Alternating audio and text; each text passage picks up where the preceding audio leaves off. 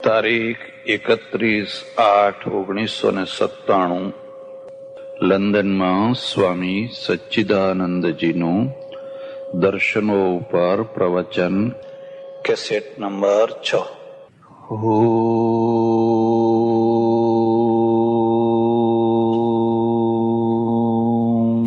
સહનાવવતુ સહનૌ ભુનક્તુ સહ વીર્યં કરવાવહૈ તેજસ્વિનાવધીતમસ્તુ મા વિદ્વિષાવહૈ. ઓમ શાંતિ શાંતિ શાંતિ. સદ્ગુરુ નમઃ પાર્વતી પતે હર મહાદેવ હર. ભારતીય દર્શનો, એ દર્શનોના મુખ્ય બે ભાગ, વૈદિક અને અવૈદિક. વૈદિકના ફરી પાછા 6 ભાગ, અને 6 ભાગોમાં સાંખ્ય અને યોગ એનું જોડકું. તો સાંખ્ય શાસ્ત્ર છે એ છે તત્વ નિરૂપણ, એટલે શું કે તત્વોને બતાવનારું. અને યોગ શાસ્ત્ર છે એ સાધન નિરૂપણ, સાધનોને બતાવનારું. તમારે સાધન કયા કયા કરવાના, કેમ કેમ કરવાના વગેરે. એટલે પેલું થિયરી શાસ્ત્ર છે, અને આ છે એ પ્રમાણ સાધન શાસ્ત્ર છે. તો યોગ છે એની થોડી ચર્ચા ગઈકાલે કરવામાં આવી, અને એમનું એમ કહેવું છે કે આ સંસાર છે એ સંસારમાં પ્રાણી માત્રને ક્લેશ છે, દુઃખ છે. અને દુઃખના કારણો જ્યાં સુધી દૂર ના થાય ત્યાં સુધી માણસ દુઃખ મુક્ત થઈ શકે. તો દુઃખના 5 મૂળ કારણો છે: અવિદ્યા, અસ્મિતા, રાગ, દ્વેષ અને અભિનિવેશ. તો અવિદ્યાની વાત કાલે કરી, થોડી અસ્મિતાની પણ વાત કાલે કરી. હવે રાગ શું છે? રાગને જરા સમજવા જેવી વસ્તુ છે. પહેલા ઉદાહરણ આપીશ એટલે તમને ખ્યાલ આવે. માનો કે એક બરણીમાં તમે તેલ ભર્યું છે, પછી તેલ ખાલી કરી નાખ્યું, એ બરણી ખાલી થઈ ગઈ. બરણી તો ખાલી થઈ ગઈ, પણ એ તેલની થોડી પરત, થોડી ચોપડ બરણીમાં લાગી રહી ને. એવી જ રીતે આપણે જ્યારે કોઈ પણ વસ્તુના સંપર્કમાં આવીએ છીએ, ખાસ કરીને વિષયોના, સુખ આપનારા વિષયો, એ સુખ આપનારા વિષયોના સંપર્કમાં આવીએ છીએ. માનો કે તમે જલેબી ખાધી, લાડુ ખાધો, પેંડા ખાધા, બરફી ખાધી, વાત પૂરી થઈ ગઈ. પણ ખાધા પછી એની થોડી પરત, એની થોડી ચિકાસ, એના થોડા સંસ્કાર તમારા ચિત્તમાં રહી જાય છે. એ જે ચિત્તમાં રહી જાય છે એનું નામ છે, પછી જો એ અનુકૂળ હોય છે, અનુકૂળ હોય એટલે એનું નામ પડે રાગ. લખવું હોય તો લખી લેજો. નૈયાયિકોએ સુખની વ્યાખ્યા આવી કરી છે: સર્વેષામ સર્વેષામ સર્વેષામ અનુકૂલમ વેદનીયમ સુખમ. કોઈએ પૂછ્યું કે ભાઈ સુખ એટલે શું? તો સર્વેષામ અનુકૂલમ વેદનીયમ સુખમ. એનું ગુજરાતી કરું છું. સૌ કોઈને પોતપોતાને અનુકૂળ જે અનુભૂતિ થાય એનું નામ કહેવાય સુખ. પછી દુઃખની વ્યાખ્યા: સર્વેષામ પ્રતિકૂલમ વેદનીયમ દુઃખમ. સૌ કોઈને જે પ્રતિકૂળ વેદન થાય છે એનું નામ છે દુઃખ. એટલે હવે તમે આખા જીવનની બધી વ્યાખ્યામાં સમાવી લેશો. હું તમને અનુકૂળ આવું છું તો તમારા માટે સુખરૂપ છું, અને હું તમને પ્રતિકૂળ થઉં છું તો દુઃખરૂપ છું. આ મકાન તમને અનુકૂળ આવે છે તો સુખરૂપ છે, અને મકાન પ્રતિકૂળ થઈ જાય છે તો દુઃખરૂપ છે. ગાડી તમને અનુકૂળ આવે છે તો સુખરૂપ છે, અને પછી ગાડી પ્રતિકૂળ થઈ જાય છે તો દુઃખરૂપ છે. એક વસ્તુ જ્યાં સુધી તમને અનુકૂળ રહે છે ત્યાં સુધી એ સુખરૂપ છે, અને જ્યાં એ પ્રતિકૂળ થઈ નહીં કે પછી એ દુઃખરૂપ. તો હવે પ્રતિકૂળ થાય તો આપણે શું કરીએ? હવે કાઢો આને.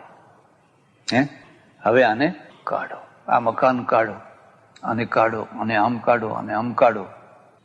અને અનુકૂળ થાય તો શું કરીએ?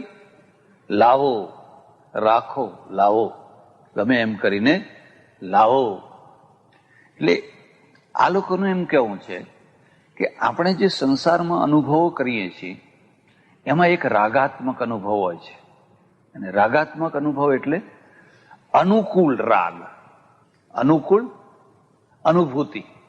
આપણને થઈ કે હા, ફરી ફરીને અમુક રેસ્ટોરન્ટમાં જમવા ગયા ને બહુ સારું લાગ્યું, ચાલો ને ફરી અઠવાડિયું થઈ ગયું, 10 દિવસ થઈ ગયા, 15 દિવસ થઈ ગયા, ફરી ત્યાં જમવા જઈએ. કારણ કે એ થયું અનુકૂળ. બરાબર? એટલે એમાંથી એક જીવનનો બોધપાઠ લેવો હોય તો લેજો. બને એટલા લોકોને તમે અનુકૂળ થશો તો તમે સુખરૂપ થઈ જશો બધાના માટે. અને જો પ્રતિકૂળ થયા તો સગા દીકરાને પણ દુઃખરૂપ થઈ જશો કે હા, મારા પપ્પા જયારે જુઓ ત્યારે કટકટ કટકટ કટકટ કરે છે. અનુકૂળ થતા જો આવડ્યું તો તમે ગમે ત્યાં સમય જવાના. અને જો અનુકૂળ થતા ના આવડ્યું, પ્રતિકૂળ થઈ ગયા, તો લાંબો ટાઈમ સુધી લોકો તમને સહન કરી શકશે.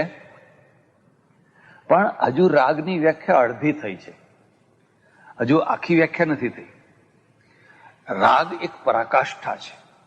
તમે અનુકૂળ, તમને વસ્તુ અનુકૂળ થઈ, પણ એ વસ્તુના પ્રત્યે તમને એટલો રાગ એટલો રાગ એટલો રાગ થયો કે આ વસ્તુ વિના ચાલશે જ નહીં, આ વસ્તુ તો જોઈશે જ. એને ગીતાની ભાષામાં કહે છે આસક્તિ. એને ગીતાની ભાષામાં કહે છે આસક્તિ, અહીંયા કહે છે રાગ. ગીતામાં પણ વારંવાર રાગ શબ્દો આવે છે. એક વાર તમને એમ થાય કે ભાઈ આ તો જોઈશે જ, તીવ્ર આસક્તિ, તીવ્ર રાગ, તો એ શું થશે? દુઃખનું મૂળ. એ દુઃખનું મૂળ થશે. તો આ લોકો શું શીખવાડવા માંગે છે? ગીતા શું શીખવાડવા માંગે છે? કે કોઈ પણ વસ્તુ હોય એના પ્રત્યે એટલી તીવ્ર આસક્તિ ન કરો, એટલો બધો તીવ્ર રાગ ન કરો કે જેથી તમે એના વિના જીવી ન શકો, એના વિના ચલાવી ન શકો, એના વિના રહી ન શકો. એટલી હદે ના કરો. હું તમને એક સામાન્ય વાત કહું. અમે એકવાર અમેરિકાથી ફરતા ફરતા મેક્સિકો પહોંચ્યા. 5-6 જણા હતા સાથે. અમારે એક પટેલ, મોટી ઉંમરના, એટલે આમ જોતા જોતા બોર્ડ જોતા જોતા જાય. સાંજ પડી ગયેલી ને મેક્સિકોમાં બધે દુકાનો બંધ થવા માંડેલી. એટલે આપણે ખાશું, સુરતી હતા ને, એટલે હું ખાવું એમ કે બધું સાથે લઈ ગયેલા, પેલું મોહનથાળ ને એવું બધું. મેં કહ્યું આ જે ખાખરા બાખરા છે ખાવાના આપણે તો, 6-7 દિવસ આમ જ કાઢવાના. આ વેજીટેરિયનો જુઓ લખ્યું છે, પેલું વેજીટેરિયનો એવું લખેલું. મેં કહ્યું લખ્યું હોય પણ આ કઈ બસ ઊભી થોડી રહે આપણા માટે. હોટલમાં પહોંચ્યા અમે તો. પછી મને કે પેલો વેજીટેરિયનો હતો ને ત્યાં હું જઈ આવું. અરે મેં કોઈ તો 10 માઇલ દૂર રહ્યો, આટલી મોટી સિટી, તમે અજાણ્યા ને તમે ક્યાં પહોંચવાના? ના કે તમે બેહો ને, હું કે જઈ આવું એમ. એ જઈને આવ્યા, રિક્ષા ગાડી બાડી કરીને ગયા. મને કે બંધ થઈ ગયું તો બધું. તો કીધું કશો વાંધો નહીં. ના કે ચિંતા ના કરો એમ. પેલી ડિરેક્ટરી પડેલી ને ટેલિફોનની, મને કે કોઈને કોઈ પટેલ હોય જ અહીંયા, એમ કે પી પી પી પી પી પી પી જોતા જોતા જોતા ચમક્યા કે જો આ પટેલ રહ્યો. હવે શું કરશો? કે એને હું ફોન કરું. એમ કેમ ફોન શું કામ કરો? કે હું કહું મારે ખીચડીની કઢી ખાવે. અરે ભાઈ હજુ તો આજ જ આવ્યા છીએ અને એક દિવસમાં તમારે ખીચડીની કઢીનું એટલું બધું શું થઈ ગયું છે? તો એ તો ફોન કર્યો એને ખરેખર. અને સામેથી કોઈ બેને ઉપાડ્યો તો પેલી મેક્સિકન ભાષામાં બોલવા લાગી. એટલે આ કહે છે સુરતી છું, ને પેલી એ સુરતી નીકળી. તો કે અમે અહીં આવ્યા છીએ અને અમારે ખીચડીની કઢી ખાવી છે. પેલી બેન કે ખુશીથી આવો, પણ કે મારું ઘર 80 માઇલ દૂર છે. મેં કહું રહેવા દે ભાઈ, ખીચડીની કઢી નથી ખાવી, તું રહેવા દે. તો હવે તમે વિચાર કરો કે ખીચડી ને કઢી પ્રત્યે કેટલો રાગ છે કે એક દિવસમાં પણ પછી ઊંચા નીચા. એટલે હું મારી સાથે કોઈ વાર યાત્રામાં લોકો આવે ને તો એમને ખાસ કહું, જુઓ આપણે મદ્રાસ તરફ જઈએ તો ઇડલી ઢોસા સાંભાર જે મળે એ ખાઈ લેવાય. પંજાબ તરફ જઈએ તો છોલા પૂરી પકોડે જે મળે એ. હવે તમે પંજાબમાં જઈને ખીચડી માગો કે તમિલનાડુમાં જઈને ખીચડી ખાવી, અરે ભાઈ ખાવ ને. પાછા ઘેર આવે એટલે ઇડલી બનાવે, પછી ઘેર આવે એટલે કે ઇડલી બનાવો ને. ભાઈ ઇટલીના દેશમાં ગયા ત્યારે ખીચડી ખાવી પછી ખ્યાલ આવે. એટલે તમે તમારા મનને, તમારી રુચિઓને એટલી બધી જકડી ના નાખો કે ભાઈ આ તો જોઈશે જોઈશે ને તો દુઃખી થશો, તો તમે દુઃખી થશો. તમે એટલી રાખો ફ્રી કે ભાઈ આ હોય તોય ચાલે ને આ હોય તોય ચાલે ને આ હોય તોય ચાલે, તો તમે સુખી થશો. તમે સુખી થશો ને બીજાને સુખી કરશો. એટલે આ કહે છે સર્વેશામ અનુકૂલમ વેદનીયમ સુખમ. જે અનુકૂળ અનુભૂતિ થાય છે એનું નામ છે સુખ, અને જે પ્રતિકૂળ અનુભૂતિ થાય છે એનું નામ છે દુઃખ. એ અનુકૂળ જે અનુભૂતિ છે એનો જે પટ આપણા ચિત્ત ઉપર બેસે છે, પછી ધીરે ધીરે ધીરે ધીરે ધીરે એના પ્રત્યે એક રાગ ઉત્પન્ન થાય છે. એક રાગ ઉત્પન્ન થાય છે અને એ રાગ છે ને એ વધતા વધતા વધતા વધતા તીવ્ર રાગ થઈ જાય છે. અને તીવ્ર રાગ થઈ જાય છે એટલે તમે એને આધીન થઈ જાઓ છો. એ તમારે આધીન નહીં, પણ તમે એને આધીન થઈ જાઓ છો. વ્યસનવાળા કે જુગારવાળા કે એ માને કે અમારે આ છોડી દેવું છે, એમની ઈચ્છા પણ એ છોડી શકતા, કારણ કે તીવ્ર રાગ થઈ ગયો છે. એટલે આ ઋષિ કહે છે ભાઈ દુઃખના 5 મૂળ કારણો છે: અવિદ્યા, અસ્મિતા, રાગ, અને પછી આવ્યો દ્વેષ. તો પ્રતિકૂળ વેદનીયમ દુઃખમ. જેમાંથી તમને પ્રતિકૂળ અનુભવો થયા કરતા હોય એનું નામ છે દુઃખ. તો હવે એવું ઘણી વસ્તુઓ છે કે તમને પ્રતિકૂળ અનુભવ થાય. એ પ્રતિકૂળ અનુભવમાં જે દ્વેષ થાય તો એ એમ કે આ નહીં જોઈએ, આ નહીં જોઈએ, આ નહીં જોઈએ. માણસો પ્રત્યે દ્વેષ થાય, અમુક પ્રકારના સંગીત પ્રત્યે દ્વેષ થાય, તમને દ્વેષ થઈ જાય. આ સંપ્રદાય વાળામાં મુશ્કેલી આવે છે. સંપ્રદાય વાળા તીવ્ર રાગ અને તીવ્ર દ્વેષમાં જીવતા હોય છે. એમને એક તરફ તીવ્ર રાગ, એ પોતાના ભગવાન સિવાય બીજા ભગવાનનું નામ ના લે, તમે ગમે એમ કરો. અને એટલે જ પછી શું થાય? તીવ્ર દ્વેષ.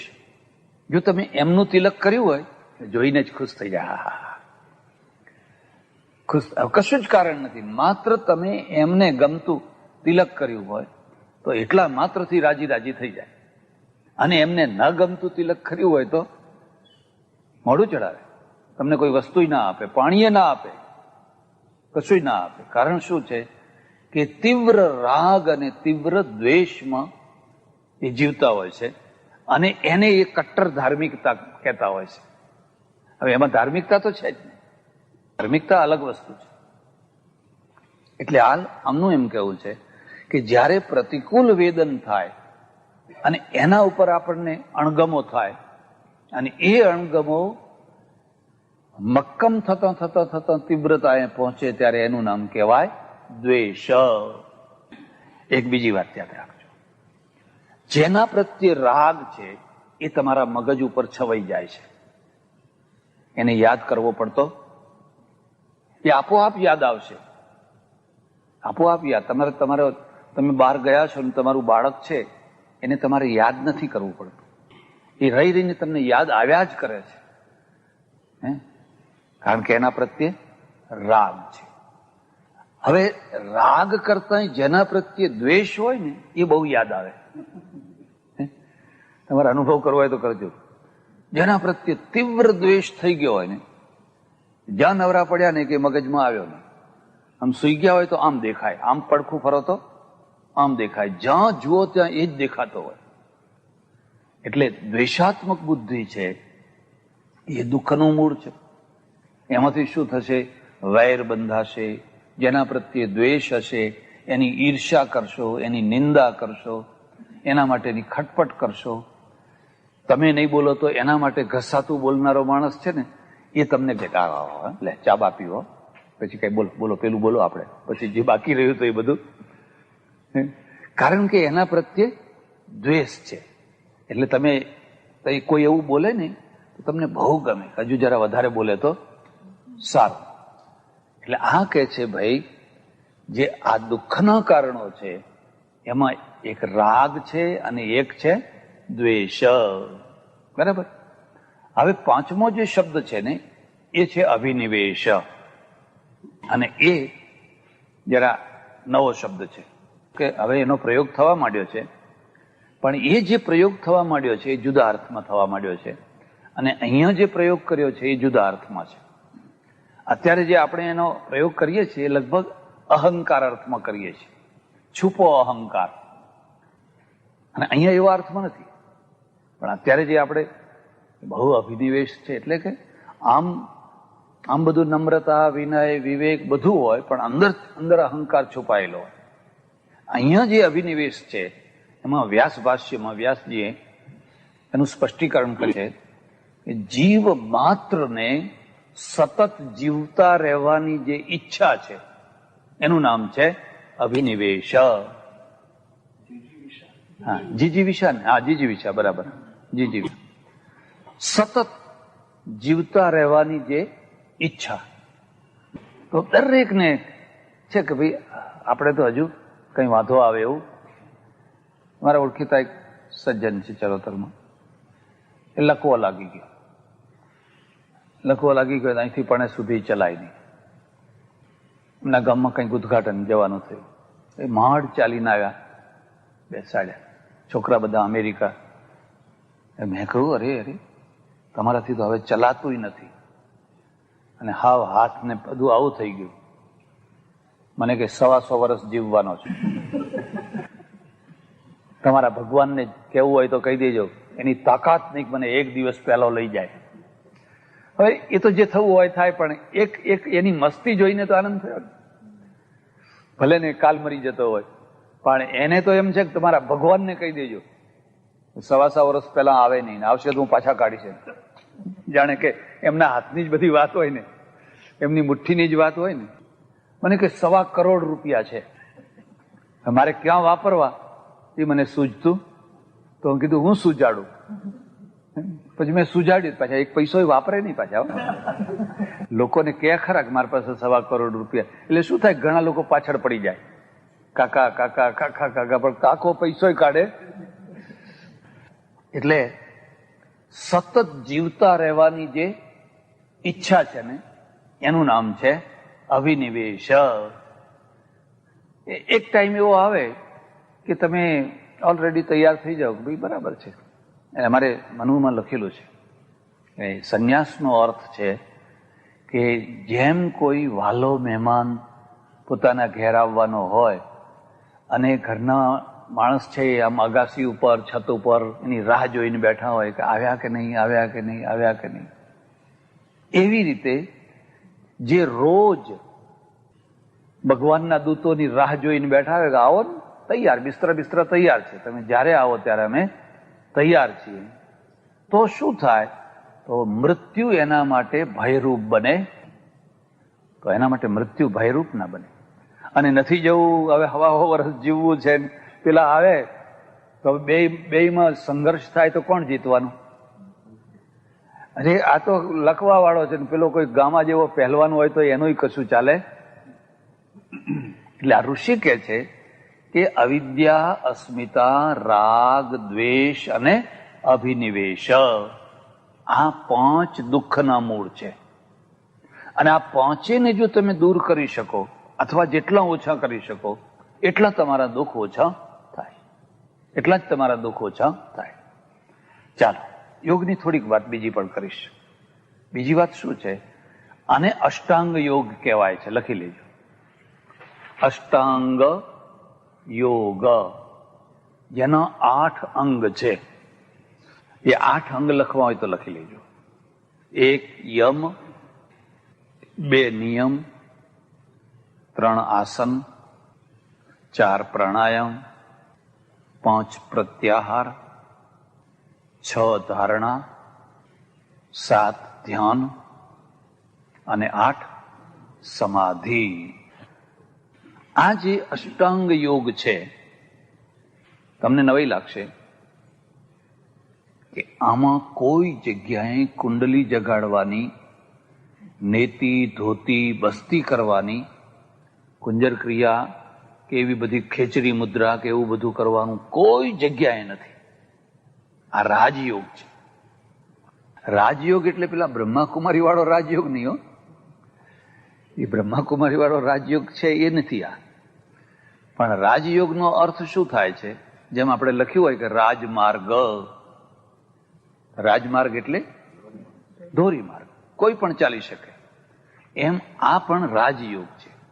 એટલે કોઈ ગ્રહસ્થ, સંસારી, બેન, ભાઈ, વૃદ્ધ, યુવાન, કોઈ પણ માણસ આમાં ચાલી શકે. આમાં કોઈ અટપટી ક્રિયા કરવાની નથી, કોઈ અટપટી ક્રિયા કરવાની નથી. અને એટલે હું તમને થોડી ભલામણ પણ કરું છું કે પેલો જે યોગ છે, નેતિ ધોતી બસ્તી વગેરે વગેરે કરનારો, કદી કરવો નહીં. અને કદી એવું કરનારાથી પ્રભાવિત ન થવું. હું તમને થોડી માહિતી આપું એટલે તમને ખ્યાલ આવશે કે નેતિ ધોતી બસ્તી, આનો અર્થ તમે સમજ્યા?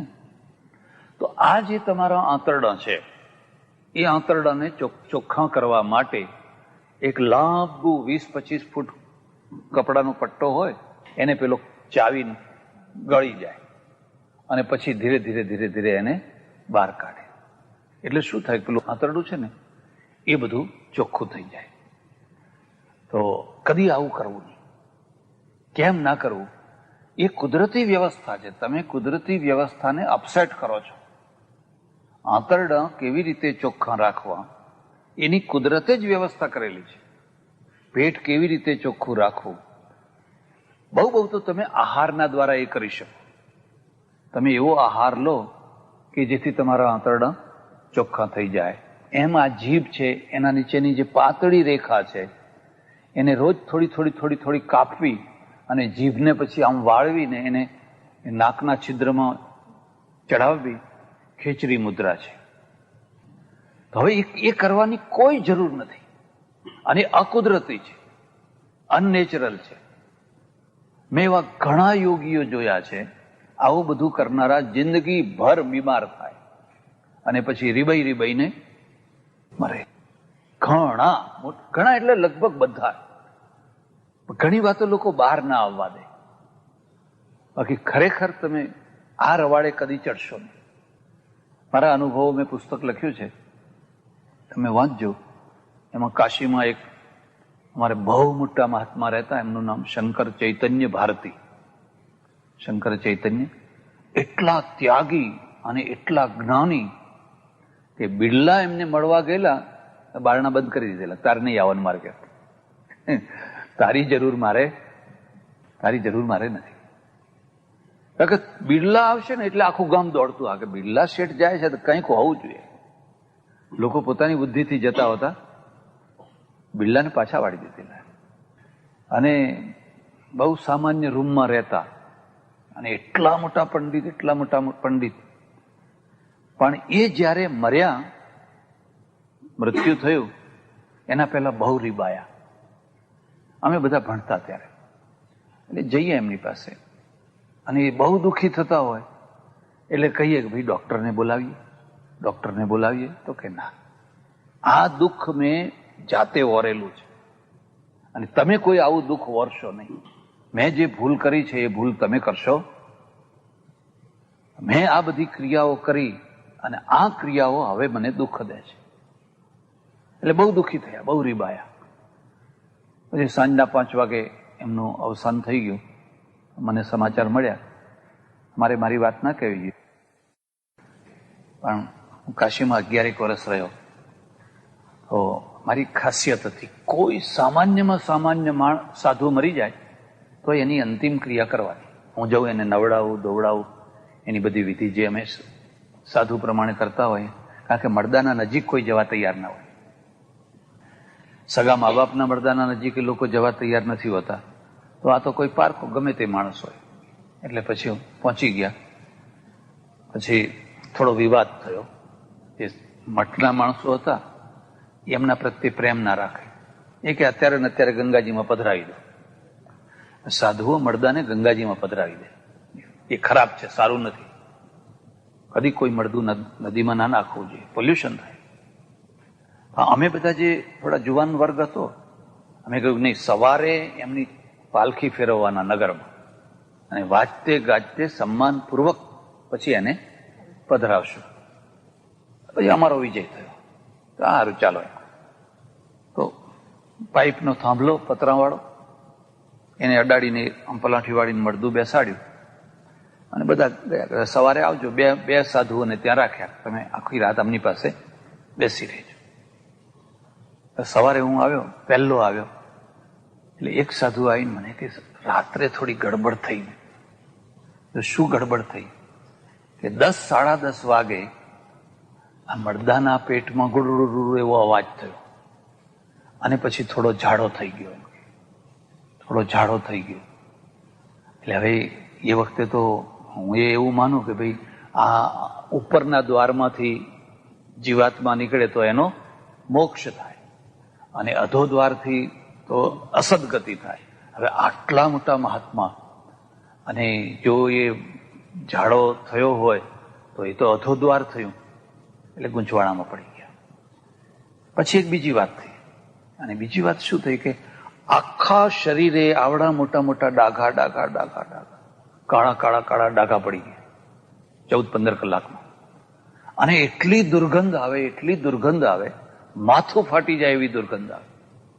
મેં કહ્યું આ તો બહુ મોટી ભૂલ થઈ ગઈ. સાંજે પધરાવી દીધા હોત તો સારું હતું. હવે આ પાલખી કાઢવી કેવી રીતે? આમાં તો દુર્ગંધ આવે છે, નજીક નથી જવાતું.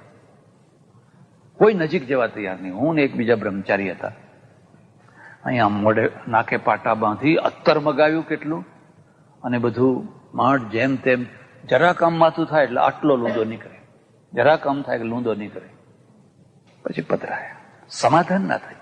આટલો મોટો મહાત્મા, અને મૃત્યુ આવું થયું એટલે મનમાં કોઈ સમાધાન ના થાય. 10-15 દિવસ થયા હશે. હું જે મઠમાં, ટેકરા મઠમાં રહું, એની સીડીઓના બાજુમાં એક કુંભાર રહે.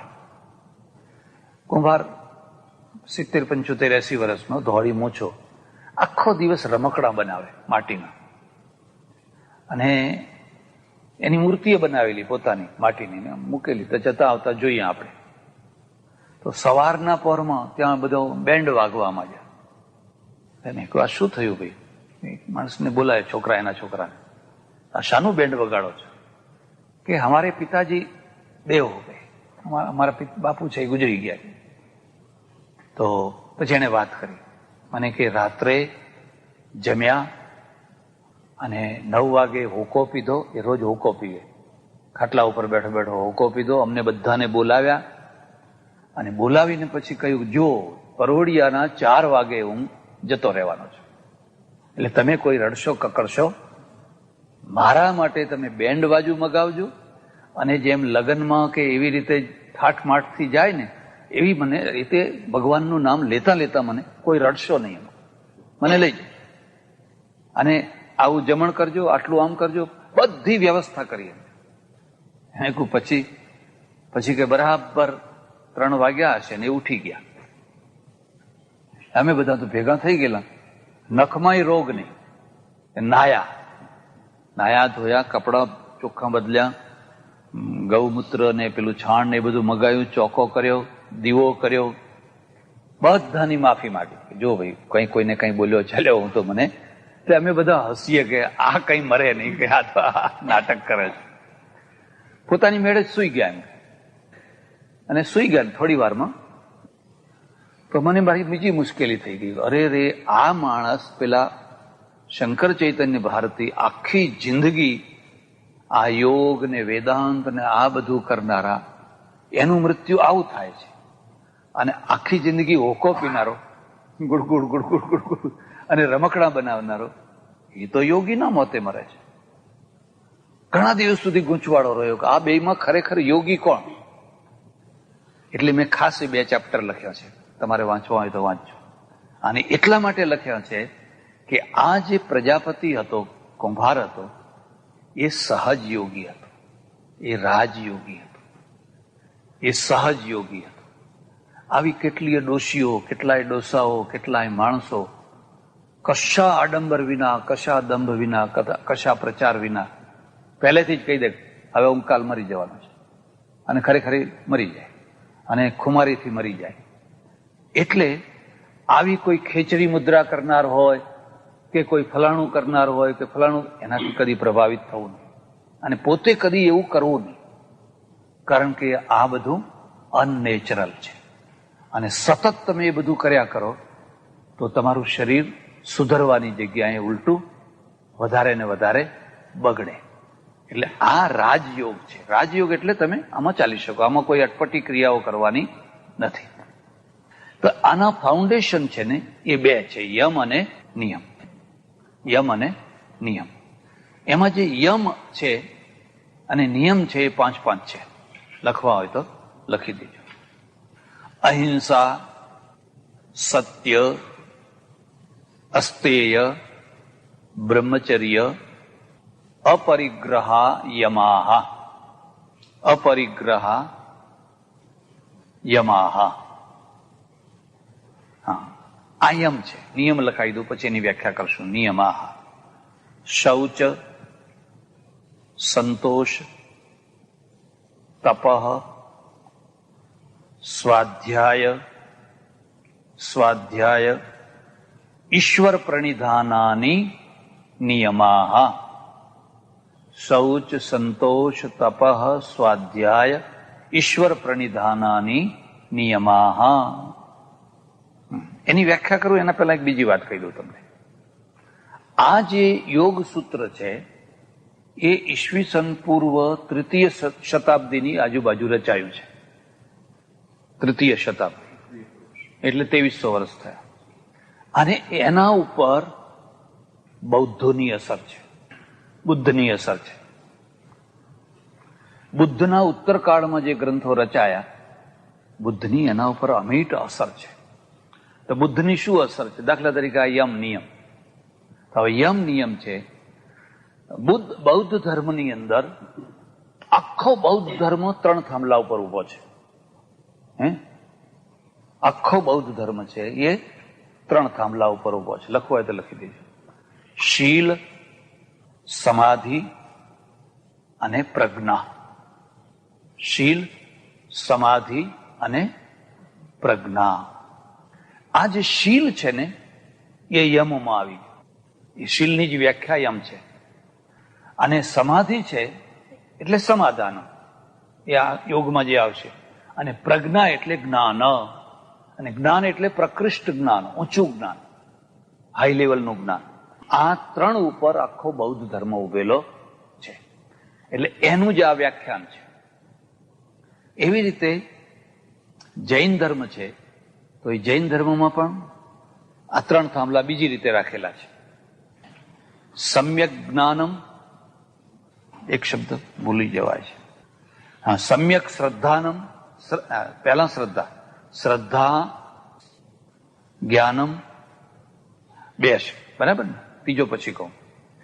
બન્યું એવું કે એક મુનિ છે ને, એક શ્રાવકના ત્યાં ગોચરી લેવા ગયા, પેલા ભિક્ષા લેવા. એટલે એના ત્યાં લખેલું શ્રદ્ધા જ્ઞાનમ મોક્ષ માર્ગ. જેને મોક્ષના માર્ગે જવું હોય એને શ્રદ્ધા અને જ્ઞાન. એટલે કોલસો પડેલો, એ કોલસો ઉપાડ્યો અને પેલા બેન કંઈક અંદર લેવા ગઈ હશે અને આગળ એક શબ્દ જોડી દીધો, સમ્યક જ્ઞાનમ, સમ્યક શ્રદ્ધાનમ, અને પછી આગળ જોડી દીધો ચારિત્રાણી. એટલે ત્રીજો શબ્દ આવ્યો આચારનો. મુદ્દો સમજાય? એટલે એકલી શ્રદ્ધા નહીં, એકલું જ્ઞાન નહીં, પણ એ જ પ્રમાણે ચારિત્ર. એટલે અહીંયા શું બૌદ્ધ ધર્મમાં શું આવ્યું? આ શીલ છે. આ શીલ છે ને પછી એના પાછા 5 ભેદ છે, પંચશીલ. તો અહીંયા આ જે યોગ માર્ગ છે એ યોગ માર્ગની અંદર યમ અને નિયમ બહુ વ્યવહારિક છે, બહુ જ સામાન્ય રીતે જીવન ઉપર ચાલનારો માર્ગ છે. એમાં પહેલું લખ્યું અહિંસા. બરાબર? અહિંસા, સત્ય. ગાંધીજી કહ્યું ને કે ભાઈ અમે અહિંસા, સત્ય. આમ ખરેખર જોઈએ તો આપણા ત્યાં વારંવાર અહિંસા શબ્દ વપરાયો છે, ગીતામાં પણ આપણે અહિંસાવાદી નથી, એમ હિંસાવાદી નથી. આ એક બહુ મોટી ગેરસમજ છે. આપણે વાસ્તવવાદી છે. જૈનો છે ને એ છેડાની અહિંસાવાદી છે. છેડાની અહિંસા, કીડી ના મરવી જોઈએ, માકડ ના મરવો જોઈએ, ચાંચડ ના મરવો જોઈએ, મચ્છર ના મરવો જોઈએ. તો ખાટલામાં માકડ પડ્યા હોય તોય માકડને મારે નહીં. ઉલટાના કોઈ માણસને ભાડે રાખીને એમાં સુવાડે. કેમ સુવાડે? પેલા માકડને ખાવાનું મળે એટલા માટે. તો એકદમ છેડાની અહિંસા છે. એટલે લીલોતરી ઉપર પગ ના મુકાય, આ ના ખવાય, આ ના ખવાય, આ ના ખવાય. ન ખાવાની જે વસ્તુઓ છે એ સૌથી વધુ જૈનોના ત્યાં છે, વધુમાં વધુ. એટલે એમણે પણ અહીંયા જે અહિંસા શબ્દ મૂક્યો એ મેં તમને કહ્યું ને બૌદ્ધોની અસર છે. અને આ જે છે એ યોગી માટે છે. એટલે અહિંસા આપણે શું માનીએ છીએ અહિંસામાં? કે જે વસ્તુ, જે જીવો, જે પ્રાણીઓ તમને, સમાજને, સૌને નુકસાનકારક ના હોય, હાનિકારક ના હોય, એની તમારે હિંસા કરવી નહીં. વગર જોતી કોઈ પ્રાણીની હિંસા કરવી. પણ જે પ્રાણીઓ અથવા જે મનુષ્યો લોકોને શાંતિથી જીવવા ના દેતા હોય, એવા જે રાક્ષસો હોય, ગુંડા હોય, અરાજકતા ફેલાવતા હોય, આતંકવાદીઓ હોય, હડકાયું કૂતરું થયું હોય, તો એની હિંસામાં પાપ લાગે. હડકાયું કૂતરું થયું હોય, કહો હવે તમે કહો ફરવા દો. અમારી બાજુમાં એક ગામ છે, ત્યાં જવાનું થયું. પછી પટેલ આગ્રહ કરીને એમના ત્યાં લઈ ગયા મને. એના બારણામાં એક જુવાન છોકરાનો ફોટો, 18-20 વર્ષનો. મને સહેજે થયું ભાઈ આ છોકરાનો ફોટો કેમ? એટલે બિચારો ડોહો રડવા માંડ્યો બહુ. મેં કહ્યું થયું શું? તો મને કે એ હમણાં 6 મહિના ઉપર જ ગુજરી ગયો. શું થયું હતું કે કૂતરું કરડ્યું હતું એને. 6 મહિના એટલે 6 મહિના, એના 6 મહિના પહેલા કૂતરું કરડેલું, હડકાયું કૂતરું. અને કઈ કાળજી અમે લીધી નહીં, પછી એને હડકવા હાલ્યો. એ 3-4 દિવસ તો એને પૂરી રાખવો પડેલો, હાંકડોથી બાંધી રાખવો પડેલો. હવ કરી બહુ રીબાઈ નહીં મર્યો. પણ કે વાંધો નહીં. પછી અમે એમના ગુરુ હશે સંપ્રદાયના, એ સંપ્રદાયના ગુરુને કાગળ લખ્યો કે અમારો એકનો એક છોકરો હતો ને આવું કૂતરું કરડ્યું ને રીબાઈને એ મર્યો. એટલે બાપાએ એમ કે જવાબ આપ્યો કે તમે ચિંતા ના કરશો, એ ધામમાં જ ગયો છે. એટલે કે હવે અમને શાંતિ છે, ભલે પણ એની સદગતિ થઈ છે, ધામમાં ગયો છે, એટલે હવે અમને કોઈ ચિંતા. એની જગ્યાએ જો હું હોઉં તો હું એમ કહું કે ભાઈ આ તારા છોકરાને અડકાયું કૂતરું કરડ્યું ને મર્યો એ તો ઠીક જાણે થયું, પણ હવે બીજા કોઈના છોકરાને ન કરડે એટલા માટે ગામમાં કોઈ એવું હડકાયા કૂતરા હોય એનો નાશ કરો. અને ગામમાં ઇન્જેક્શન રાખો અને કાળજી રાખીને ઇન્જેક્શન. હવે પેલું તો શું થયું કે પ્રશ્ન ઉપર ધૂળ નાખી દીધી, બસ મારો છોકરો ધામમાં, પછી બીજો ધામમાં જશે, પછી ત્રીજો ધામમાં જશે. સેંકડો વર્ષોથી બધાને આપણે ધામમાં જ મોકલીએ છીએ. હવે તમે વિચાર કરો કે આ હડકાયા કૂતરાની અસર ધામમાં રહી જાય અને ધામમાં પાછી હડકો હાલે, આ કોઈ સાચો ઉપાય? આપણે શું માનીએ છીએ? આતતાયી માયાંતમ અન્યા દેવા વિચારયન. જે આતતાયી હોય, કોઈ ગુંડો હોય, લુચ્ચો એવો હોય, એને મારવામાં કઈ પાપ લાગે નહીં. અને જૈનો પેલા છેડે છે એ તો કે કોઈને મરાય નહીં, કોઈને ના મરાય. એટલે સુધી હું તમને કહું કે ગાંધીજી છે, એમણે રાજચંદ્રને 27 પ્રશ્નો પૂછેલા આફ્રિકામાં, દક્ષિણ આફ્રિકાથી, અને 27 પ્રશ્નોના શ્રીમદ રાજચંદ્રે ઉત્તરો આપ્યા છે. એની પુસ્તિકા છે. એમાં 27મો પ્રશ્ન આવો છે, ગાંધીજીએ પૂછ્યું છે કે હું એક સાંકડી ગલીમાં જતો હોઉં અને સામેથી ફૂંફાડા મારતો ઝેરી નાગ આવતો હોય અને બચવાનો કોઈ ઉપાય ના હોય, મારા હાથમાં લાકડી હોય, તો મારે એ સાપને મારી નાખવો કે એ સાપને કરડવા દેવો? એવો પ્રશ્ન ગાંધીજીએ પૂછ્યો છે. તો એમણે રાજચંદ્રે જવાબ આપ્યો છે કે તમારે એ સાપને કરડવા દેવો, પણ સાપને મારી નાખવો, કારણ કે કોઈ જન્મના તમારા લેણ દેણના સંબંધ બાકી રહ્યા હશે એટલે જે કરડવાનો છે, માટે એને કરડવા દે. અને ગાંધીજીને આ વાત ગળે ઉતરી ગઈ, ગમી ગઈ. એનું પરિણામ એ આવ્યું કે આખા દેશમાં બધા સાપોલિયા, જ્યાં જુઓ ત્યાં બધા જીવતા રહ્યા. ઇઝરાયલ વાળા ના જીવતા રહેવા દે, પછી એ સારી રીતે રાજ કરે, સુખી થાય. અમેરિકા વાળા ના, ઇંગ્લેન્ડ વાળા ના જીવતા રહે. આપણે તો કહ્યું કે ભાઈ હા તમે જીવો, હો તમે જીવો.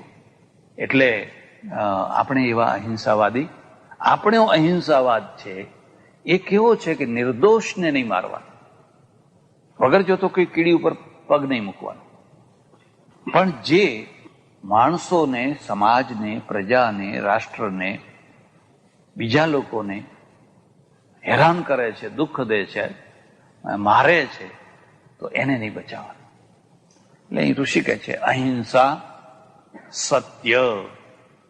સત્યની પણ આવી જ વ્યાખ્યા છે. 100% સત્ય, સંપૂર્ણ સત્ય ભાગ્યે જ બોલી શકાય. નોંધ કરજો, 100% સત્ય છે, પશુ પક્ષીઓ જ બોલી શકતા હશે. અમારે ત્યાં મહાભારતમાં એનું ઉદાહરણ આપ્યું છે. એક ઋષિ બેઠા બેઠા તપ કરે છે અને દોડતી 100-200 ગાયો નીકળી. પછી થોડીક વાર પછી હાથમાં તલવારો લઈને કસૈયો નીકળ્યા. 2 રસ્તા છે, ગાયો આ રસ્તે ગઈ. પેલો કસઈ છે એ પૂછે છે કે મહારાજ આ ગાયો તમે જોઈ? તો કે હા જોઈ. તો કયા રસ્તે ગઈ? હવે જો એ કહી દે કે આ રસ્તે ગઈ, તો એનું સત્ય શું થાય? વિનાશી થાય. એના સત્યમાંથી તો પેલા બધા મરી જાય. અને આ રસ્તે ગઈ એમ ખોટું બોલે તો અસત્યવાદી થાય. અને કશું ના બોલે ને ચૂપ રહે ને મૌન રાખે તો પેલો મૌન ના રહેવા દે તો મારઝૂડ કરે, સાચું બોલાય. પોલીસ ના, એરફોર્સનો માણસ પકડી ગયો હોય, મિલિટરીમાં પકડી ગયો હોય, એને ના બોલવું હોય તો પેલો ટોર્ચર કરે. એટલે ત્યાં મહાભારતમાં એવો નિર્ણય કર્યો છે, સત્યમ ન સત્યમ ખલુ યત્ર હિંસા. જ્યાં કોઈનું નુકસાન થતું હોય, જ્યાં કોઈનો નાશ થતો હોય, કોઈનો જીવ મરતો હોય, એવું સત્ય બોલાય નહીં. તમે સાચી વાત કહી માનો, પણ કોઈની દીકરીનું ભવિષ્ય બગડી ગયું. વાત ખોટી નથી, વાત સાચી હતી, પણ હવે સાચી વાત કહેવા ગયા ને એ છોકરીનું તો આખું ભવિષ્ય બગડી ગયું. હા, એ પેલા છોકરા સાથે ફરતી હતી ખરી, એમ તો હવે એનું તો જીવન આખું એ થઈ ગયું. એ વખતે તમે મૌન રહો અથવા આવું ના બોલો ને કોક ના બહુ સારું છે, તો એ અસત્ય નથી. સત્ય પણ મંગલમય હોવું જોઈએ, સત્ય પણ કલ્યાણકારી હોવું જોઈએ, સત્ય વિનાશકારી ના હોવું જોઈએ. જો સત્ય હોય ને વિનાશકારી હોય, હવે યુધિષ્ઠિર હાથે ભરાયા, કે હું તો જેવું હોય હું સત્ય જ બોલીશ. કૃષ્ણ કે એવું ના ચાલે, ના કે તમે જે ગમે તો હું નહીં બોલું એમ. એટલે એ સત્ય છે, એમાં તો આખું લશ્કર મરી જાય બધું. એટલે સત્યમ ન સત્યમ ખલુ યત્ર હિંસા. જે સત્યથી કોઈનું જીવન બરબાદ થતું હોય, કોઈનો જીવ જતો હોય, કોઈનું નુકસાન, ભયંકર નુકસાન થતું હોય, તો એવું સત્ય છે એ સત્ય કહેવાય. તો કયું સત્ય કહેવાય? જે કલ્યાણકારી હોય. કુંજરોવા. હા, એમ ખબર નથી એમ નથી કહેતા, હતો મર્યો એમ કે, પણ નરોવા કુંજરોવા. કૃષ્ણે શું કર્યું કે એક હાથીનું નામ અશ્વત્થામા રાખી દીધું, કે આ હાથી છે એનું નામ છે અશ્વત્થામા. પછી ભીમને કહ્યું કે આને મારતું, એટલે હાથી મરાયો. યુધિષ્ઠિરને કહ્યું જો અશ્વત્થા નામનો હાથી મર્યો એમ. તો કે હું નરોવા કુંજરોવા કહીશ. તો કે હા એમ કેજો ને. એટલે પેલા દ્રોણે પૂછ્યું કે અશ્વત્થામા હતા? તો કે હા હતા. નરોવા કુંજરોવા બોલવાના હતા ને ઢોલકા વગાડ્યા બધા. કૃષ્ણે ઈશારત કરેલી કે જ્યાં નરો પૂરું થાય ને એટલે તરત જ તમારે ડબ ડબ ડબ ડબ ડબ ડબ કુંજરોવા એના કાને પડે. આને રાજનીતિ કહે છે. યુદ્ધ જીતવું હોય કે રાજ ચલાવવું હોય તો એકલા તમે કોરા સત્યવાદી થઈને કરી શકો. એટલે ગાંધીજી પ્રાઇમ મિનિસ્ટર ના થયા એ સારું કર્યું. આવા લોકો જો કંઈક હોદ્દા પર બેસે ને તો એ પ્રજાને નુકસાન કરે. એમનું પોતાનું વચન બચાવવા માટે, પોતાનું વ્રત કે પોતાની ઇમેજ બચાવવા માટે પ્રજાને મૂડી સ્થિતિમાં મૂકી દે. એટલે રાજનીતિ એ રાજનીતિ છે. આપણા શાસ્ત્રોમાં લખેલું છે કે રાજનીતિ ક્ષમા શત્રૌ ચ મિત્રે ચ યતિનાંતુ ભૂષણમ અપરાધીષુ સત્વેષુ નૃપતિનાં તદ્દૂષણમ. શત્રુમાં ક્ષમા કરવી એ કોઈ સંન્યાસીનું તો ભૂષણ છે. ક્ષમા શત્રૌ ચ મિત્રે ચ, એ તો કોઈ સંન્યાસી છે એક તમાચો મારે કે ભાઈ બીજો મારે, એનું ભૂષણ છે. અપરાધીષુ સત્વેષુ, પણ અપરાધીઓ, ગુંડાઓ, દાદાઓ એ બધાના ઉપર જે ક્ષમા ભાવ કરે, નૃપતિનાં તદ્દૂષણમ. જો રાજાઓ આવી ક્ષમા આપવા બેસે તો એ તો એનું બહુ મોટામાં મોટું દૂષણ છે કે ભાઈ કોણ કે આ લતીફ કે જવા દો, જાઓ જાઓ, હા ભાઈ જાઓ. કોણ કે દાઉદ ઇબ્રાહિમ, કરો મુંબઈમાં તમારે જે કરવું હોય. અરે એ તો દૂષણ છે. એટલે રાજધર્મ જુદો છે, યતિ ધર્મ જુદો છે. રાજા જો યતિ ધર્મ પાલન કરતો થઈ જાય તો પ્રજાનો નાશ કરી નાખે. એટલે સત્યનું પણ આવું છે. અહિંસા, સત્ય, અસ્તેય. અસ્તેય એટલે ચોરી ના કરવી. તે કોઈની વસ્તુ, એવી કોઈ વસ્તુ ના લેવી, એનું નામ છે અસ્તેયોહો. કેટલું સરસ લખ્યું છે. અમે બધા યાત્રા કરવા જઈએ ને એટલે કોઈ જગ્યાએ બસ ઉભી રહે એવું થાય ને બધા પછી 50-55 યાત્રાળુ હોય ને એટલે નજીકમાં જ જો શેરડીનું ખેતર હોય ને તો ટોળું ઉતરી પડે એમાં. આટલી બધી શેરડીઓ કાપી લાવે. એટલે તમે યાત્રા કરવા આવ્યા છો, તમારાથી કોઈના ખેતરમાં જવાય નહીં, કોઈની શેરડી લેવાય નહીં. કે હવે એમાં શું થઈ ગયું એમ કે આટલો ડોકો લીધો એમાં શું થઈ ગયું? કારણ કે જે સંસ્કાર મળવા જોઈએ એ. અમે હમણાં ઇઝરાયલ ગયા, ઇઝરાયલનું પુસ્તક છે તમે વાંચજો. તે બધા ખેડૂતો ઉત્તર ગુજરાતના કોઈના પણ ખેતરમાં પેસી જાય ને મગફળી લઈ આવે, ફલાણું લઈ, આટલું બધું. પણ તમે આ ના લેવાય. કોઈ જુએ તો કેટલું ખરાબ દેખાય, કેટલું બધું. કોઈના પેલા ફળ હોય તો ફળ બધા લઈ આવે. આ કહે છે કોઈની વસ્તુ જેના ઉપર આપણો હક નથી એ વસ્તુ આપણાથી લેવાય, એને કહેવાય અસ્તેય. હવે અહીંયા તમે જોશો, આજે તો ઇંગ્લેન્ડમાં પણ ઘણું પરિવર્તન થઈ ગયું, અમેરિકામાં પણ થઈ ગયું. પણ હું બહુ પહેલા આવેલો, તમારા બાજુમાં ગુલાબ ખીલેલું હોય અને એને અડીને જ લોકો આવજા કરતા હોય પગદંડી ઉપર, પણ લાંબો હાથ કરીને કોઈ ગુલાબ ના તોડે. એને એના કબર ઉપર ચડાવવું હોય તો બજારમાંથી $1-2 લે ને પછી ચડાવે. હવે આપણે તો કોઈ ફૂલ જ ના રહેવા દે, કોઈ ફળ ના રહેવા દે. કાચી કેરી હોય તો તોડી નાખે, ફૂલે ના રહેવા દે. અમારે એક ડોશી છે તો તમને નવી લાગશે કે આટલી થેલી કોઈ ના ફૂલ ના રહેવા દે. ઠાકોરજી માટે. પૂછવાનું નહીં પાછું, બેસી જાય. એમ નહીં 2, 5, 10 ફૂલ લે તો બરાબર છે. એ બધું આટલી થેલી ભરી હોય કે કેમ કે મારા ઠાકોરજી માટે. એટલે તારા ઠાકોરજી માટે ખરા, પણ તારે પૂછવું તો જોઈએ ને. તો કે એમાં શું પૂછવું તું? અસ્તેય બ્રહ્મચર્ય. બ્રહ્મચર્યનો અર્થ થાય છે સંયમ. સંયમનો અર્થ થાય છે જે વસ્તુનો જેટલો ઉપયોગ કરવાનો હોય એટલો ઉપયોગ કરવો તે. આમ તો એનો મૂળ અર્થ જુદો થાય છે. મૂળ અર્થ છે બ્રહ્મણી ચરતી વિચરણમ. એટલે બ્રહ્મનો અર્થ છે વેદ. બ્રહ્મ એટલે વેદ.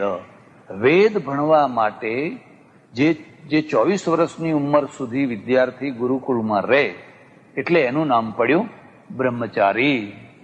ખ્યાલ આવે?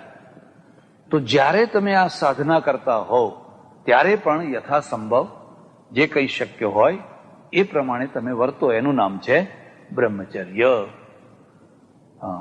અને પછી છે અપરિગ્રહ. અપરિગ્રહ. પરિગ્રહ એટલે શું?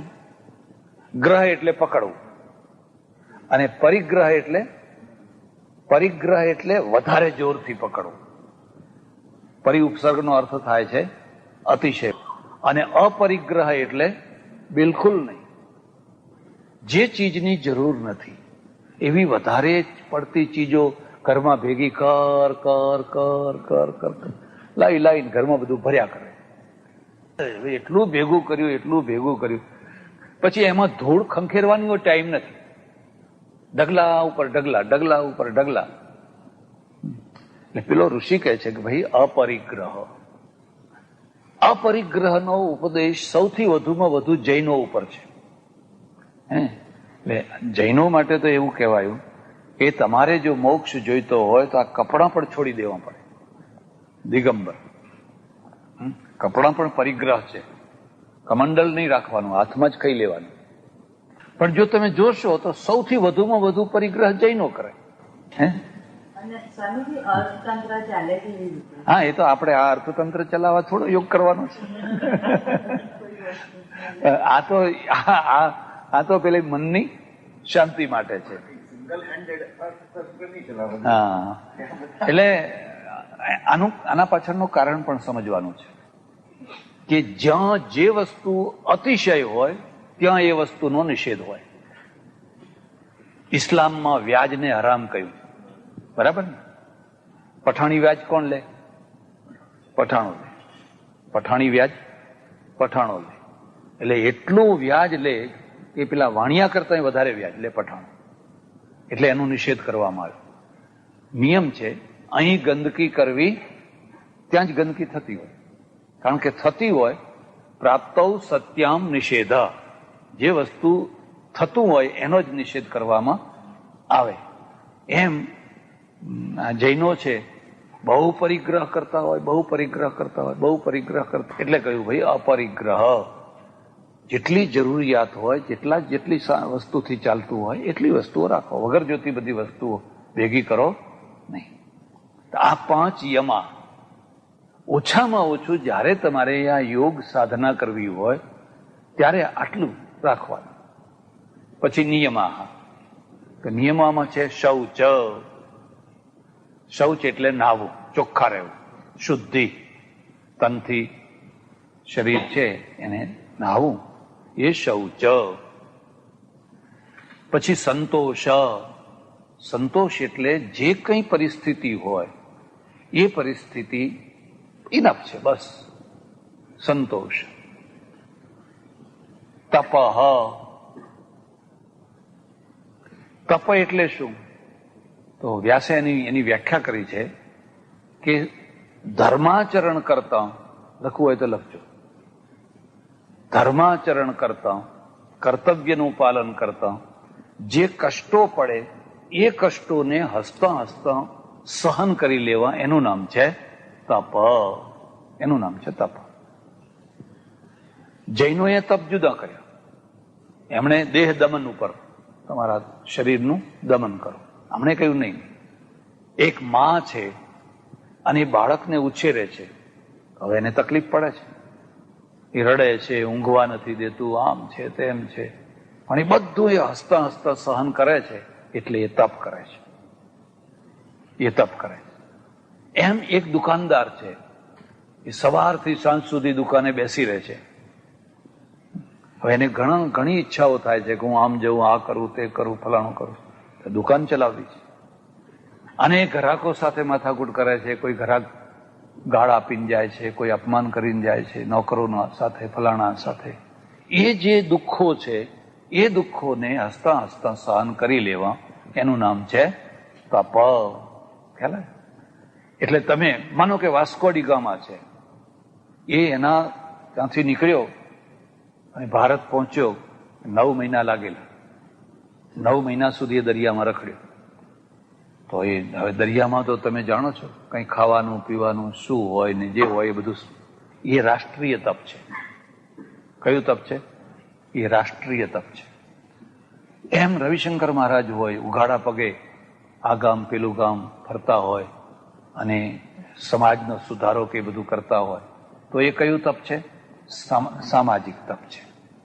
એ તપના કારણે આ બહેનો બહાર આવતી થઈ, બેસતી થઈ, માથા ઉઘાડા રાખતી થઈ, વગેરે વગેરે.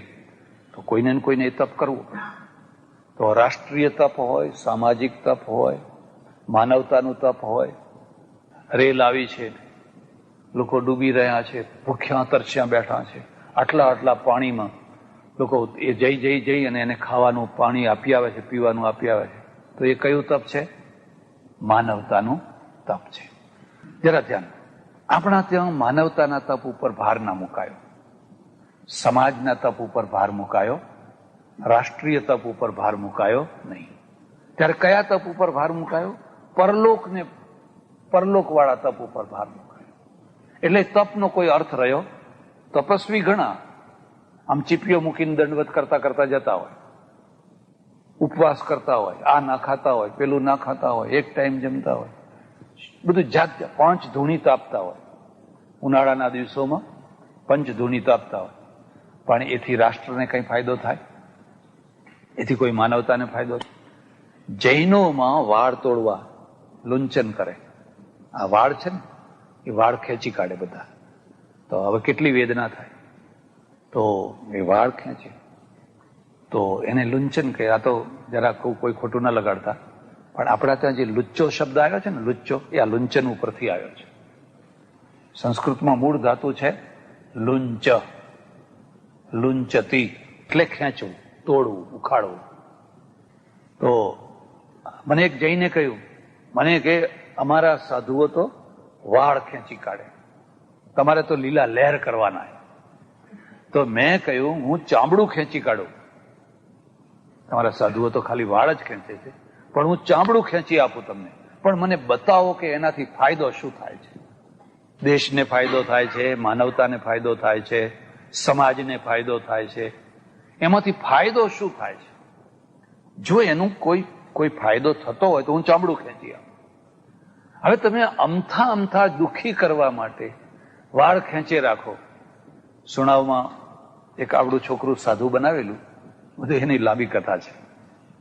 આવડું છોકરું ફોસલાવી પટાવીને એની મા પાસેથી લઈ લીધેલું ગઢવી ચારણ કોમમાંથી, અને પછી એના વૃદ્ધ ગુરુ છે એને ખોળામાં બેસાડીને એના વાળ ખેંચવા માંડ્યા. હવે છોકરું તો ચીસાચીસ કરવા માંડ્યું. પછી એની મા પણ સાધ્વી થઈ ગઈ, કારણ કે છોકરા વિના એનાથી રેવાય. વિધવા હતી, એકનું એક છોકરું હતું, એને પેલા મહારાજ લઈ ગયા 71 પેઢી તારવા માટે. હવે આ બિચારી બાઈ એકલી થઈ ગઈ. એટલે એને થયું ચાલો હું સાધ્વી થઈ જઉં, ભેગા એને તો હું જોઉં તો ખરું, એની સાથે તો હું રહું. અને જયારે એના વાળ ખેંચવા માંડ્યા એટલે પેલી એની માથી તો કેવી રીતે આ સહન થાય? દોડીને આવીને છોકરું, મૂકી દો મારા છોકરાને, મૂકી દો મારા છોકરાને, નથી બહાર ખેંચ. એટલે પેલા મુનિ છે ને, આવડી અભાગણી પાપીણી, તારે કેટલા ભાવ કરવા પડશે, આમ કરવું પડશે, તેમ કરવું પડશે. એ જુદા થઈ ગયા. તો આ જે તપ છે એ તપને ભગવદ્ ગીતામાં અઘોર તપ કહ્યું છે. કર્ષયંતમ શરીરસ્થમ ભૂતગ્રામમ ચેતસ. અર્જુના અજ્ઞાનીઓ છે, મૂર્ખાઓ છે, અને એ અવિવેકથી, અજ્ઞાનથી દેહ દમનના દ્વારા વગર કારણે મને સતાવે છે, મને તપાવે છે. એવું તપ કરવાનું, એવું તપ નહીં કરવાનું. હું તો ઘણી વાર લોકોને કહું, બને તો 11 ના કરશો. હું નથી કરતો. અમારા આશ્રમમાં 2-4 જણા કરે છે, 2-4 જણા કરે છે. પછી રાજગરાનો શીરો કરે, પેલો મરૈયો કરે, બટાકાનું આ ને તે ને બધી કેટલી બધી દૂધનું ફલાણું આ કરો બધું. 11 આપણે દાળ રોટલી ખાઈ લેવાની. આ જે તપ છે એનો અર્થ એટલો કર્યો કે તમે કર્તવ્ય નિષ્ઠા બજાવતી વખતે તમને જે સહન કરવાનું થાય, અને એ તો સહન કર્યા વિના તો કોઈ કર્તવ્ય બજાવાતું નથી. બાપ થયા એટલે સહન કરવાનું જ છે, પતિ થયા એટલે સહન કરવાનું જ છે, પત્ની થયા એટલે સહન કરવાનું જ છે. કારણ કે નહીં તો તમે પત્ની ના થઈ શકો. તમારે પોતાની ઈચ્છા મારીને પેલાની ઈચ્છાનો સ્વીકાર કરવાનો જ છે. અને પતિ થયા તોય તમારે ઘણીવાર પોતાની ઈચ્છા મારીને એની ઈચ્છાનો સ્વીકાર કરવાનો જ છે. હવે એ તમે રોતા રોતા કરો, મન બગાડીને કરો કે હસતા હસતા કરો. જ્યારે હસતા હસતા કરો ત્યારે એનું નામ કહેવાય તપ. એનું નામ તપ કહેવાય. આ અહીંની વ્યાખ્યા છે. સ્વાધ્યાય, સ્વાધ્યાયનો અર્થ થાય છે રોજ આત્મા સંબંધી અધ્યયન કરવું શાસ્ત્રોનું, એનું નામ છે સ્વાધ્યાય. તમે ગીતા, ઉપનિષદ, વેદ અથવા તમને જે ઠીક લાગે જે ગ્રંથો વાંચવા વંચાવવાથી, અધ્યયન કરવા કરાવવાથી તમારું જ્ઞાન વધતું હોય અને તમને શાંતિ મળતી હોય એનું નામ છે સ્વાધ્યાય, તપસ્વાધ્યાય. હવે છેલ્લી વાત બહુ મહત્વની કહી દીધી.